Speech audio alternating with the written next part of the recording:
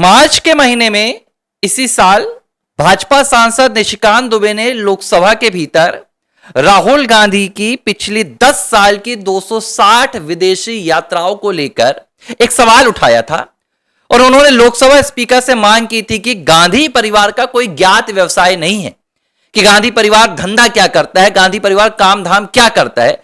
लेकिन उसके बावजूद राहुल गांधी विदेश जाते, कंबोडिया, वियतनाम, आपके इंडोनेशिया, अमेरिका, हर जगह जाते हैं, तो यहां जाने के लिए उन्हें फंडिंग कहां से मिलती है।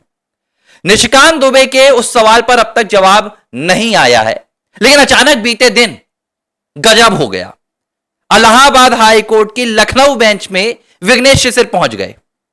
6 मई की बात बता रहा हूं, बीते दिन की। विघ्नेश शिशिर ने जस्टिस राजेश चौहान और जस्टिस जफीर अहमद के सामने एक क्रिमिनल पिटीशन दायर की और उन्होंने मांग की कि इस मामले की गंभीरता को देखते हुए इस पर तत्काल सुनवाई होनी चाहिए। अच्छी बात यह है कि अदालत इस बात को मान भी गई और तत्काल उनकी पिटीशन को एडमिट कर लिया गया, जिसमें उन्होंने राहुल गांधी के खिलाफ उनकी आय से अधिक संपत्ति के मामले की जांच सीबीआई के द्वारा रेगुलर केस में करवाने की मांग की। जस्टिस राजेश चौहान और जाफिर अहमद दोनों की बेंच ने यह मामला तुरंत स्वीकार कर लिया, याचिका स्वीकार कर ली और याचिका में सुनवाई भी हुई, जहां पर विघ्नेश शिशिर ने अपने तथ्य रखे। और यह सब कुछ होने के बाद अदालत ने कहा कि इस मामले को अगली यानी कि 12 तारीख की एक डेट दी गई है, जिसमें 12 तारीख को यह तय किया जाएगा कि क्या वाकई में राहुल गांधी के खिलाफ आय से अधिक संपत्ति वाले मामले की जांच सीबीआई को सौंपनी चाहिए या नहीं सौंपनी चाहिए। अब 2 चीजें आप समझिए, यह अचानक नहीं हो रहा है। जब से ब्रिटिश नागरिकता वाला मुद्दा राहुल गांधी का विघ्नेश शिशिर ने उठाया है, उन्होंने बार बार बताया है कि ब्रिटिश नागरिकता इस पूरे मामले का सिर्फ 1% का हिस्सा है, जबकि यह पूरा मामला आय से अधिक संपत्ति का है। और उन्होंने कई तथ्य भी रखे। मैं आपको बता रहा हूं कि आखिर विघ्नेश शिशिर ने कौन कौन सी संपत्ति के ब्यौरे दिए हैं, जिसके बाद अदालत ने यह पूरे मामले को, इस पूरी पिटीशन को एडमिट किया है। ऐसे ही याचिकाएं एडमिट नहीं हो जाती हैं। देखिए, कुछ दिनों पहले विघ्नेश ने जानकारी दी थी और उन्होंने ये नाम नहीं लिखा था कि ये किसके बारे में, लेकिन सबको पता है कि वो जो भी जानकारी देते हैं वो सीधी सीधी किसके बारे में होती है, वो होती है लोकसभा में विपक्ष के नेता राहुल के विषय में। अब उन्होंने क्या जानकारी दी है मैं आपको बता रहा हूं। देखिए, सबसे पहले आप इस बात को समझिए कि 2 मई को उन्होंने ये जानकारी दी थी, ठीक है, जिसमें उन्होंने बताया था कि वो राहुल गांधी के खिलाफ आय से अधिक संपत्ति का मामला दर्ज कराएंगे। वो बाकायदा रायबरेली भी गए थे।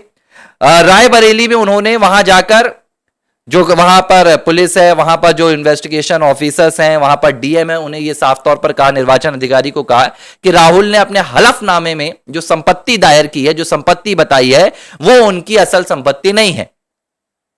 उनकी और भी संपत्ति है जो उन्होंने कहीं भी डिक्लेयर नहीं की है।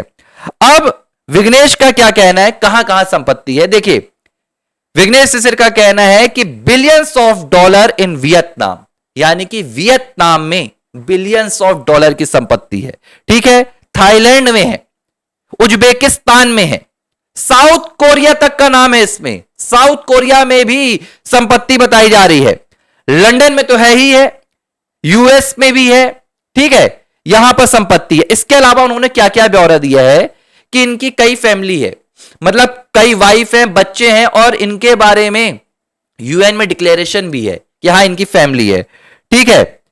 इसके अलावा कई डिफेंस डील में भी इन्होंने दलाली करके पैसे कमाए, फ्रॉड करके, स्कैम करके पैसे कमाए, ठीक है। शेल कंपनीज में यह भी ये जानकारी है, शेल कंपनीज में भी इनकी का अच्छी खासी इनकम निकलकर आती है। ये इन्होंने सोर्सेस बताए हैं। एक और सोर्स मैं आपको बता दे रहा हूं, पिछले 5 सालों में यह भी आरोप लगाए हैं इन्होंने, पिछले 5 सालों में, देखिए नाम नहीं लिखा इन्होंने, विघ्नेश ने किया है, ट्वीट किया था इन्होंने किस तारीख को, 24 अप्रैल के दिन, आप भी जाकर चेक कर सकते हैं। विघ्नेश शिशिर कहते हैं, जॉर्ज सोरोस अंकल ने, जो आपके फादर इन लॉ भी हैं, paid you nearly 46,000 crore in last 5 years through various shell companies and NGOs. What did you do with all that money? Answer from next week. पिछले 5 सालों में 46,00,000 करोड़ जॉर्ज सोरोस ने दिए हैं। जाहिर सी बात है, यह सब कुछ विघ्नेश शिशिर राहुल के विषय में कह रहे थे, इसमें कोई संदेह नहीं है। वो अब उन्होंने मामला भी दायर कर दिया है, तो यह स्पष्ट हो गया है। अब हमें बहुत ज्यादा सोचने की जरूरत नहीं है। लेकिन यही नहीं है, जो मुझे जानकारी मिली है, अब मैं आपको नाम नहीं बताऊंगा कहां से जानकारी मिली, क्योंकि मामला अब अदालत में चला गया है। राहुल की कुल जो संपत्ति है वो ये नहीं है, 46,000 करोड़ नहीं है। राहुल की कुल संपत्ति मैं आपको बता रहा हूं कितनी जा रही है, 10 ट्रिलियन डॉलर के आसपास का दावा किया जा रहा है, आरोप लगाया जा रहा है एक रिपोर्ट में कि राहुल के पास इतनी संपत्ति हो सकती है। 10 ट्रिलियन यानी कि 1 ट्रिलियन में 86 लाख करोड़ रुपए होते हैं। ये मैं नहीं कह रहा हूं, ये रिपोर्ट कह रही है। और ये सब कुछ अब इलाहाबाद हाईकोर्ट की लखनऊ बेंच में बाकायदा सबमिट भी होगा, बाकायदा रिपोर्ट्स भी जाएंगी। स्विट्जरलैंड में इन्वेस्टमेंट है, थाईलैंड में है, इंडोनेशिया में है, उज्बेकिस्तान में, अभी हाल ही में भाई साहब ओमान भी देखे गए, हो सकता है ओमान में भी हो। अब ये तो अदालत में जब मामला जाएगा, जब चार्जशीट बनेगी, जब सीबीआई इसकी जांच करेगी रेगुलर केस में, तब पता चलेगा। लेकिन ये पूरा मामला निकल कर आ रहा है। और किस किस से मांग की गई है? विघ्नेश शिशिर ने पार्टी किसे बनाया? उन्होंने ईडी को पार्टी बनाई है, उन्होंने सीबीआई को पार्टी बनाया है, उन्होंने इनकम टैक्स डिपार्टमेंट को पार्टी बनाई है, और उन्होंने सीरियस फ्रॉड इन्वेस्टिगेशन ऑफिस को भी पार्टी बनाई है। और इनके द्वारा मांग की गई है कि भाई ये लो, ये आपके सामने रिपोर्ट है, अब आप जांच करो। अब दोनों तरफ से कहानी फंस रही है। अभी कुछ देर में मैं आपके सामने एक और वीडियो लेकर आने वाला हूं। आज ही सुनवाई भी होनी है राहुल की ब्रिटिश नागरिकता वाले मामले में। आज 7 मई है, मैं भूला नहीं हूं।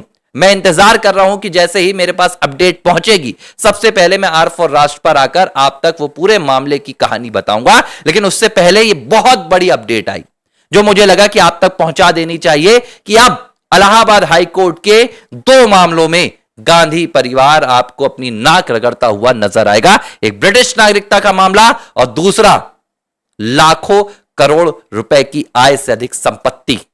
यह संपत्ति कहां से कमाई है यह मुझे बताने की जरूरत नहीं है कि पिछले 65 सालों तक इस देश में किस परिवार का राज था और कैसे संपत्ति कमाई गई होगी। लेकिन जांच होनी चाहिए।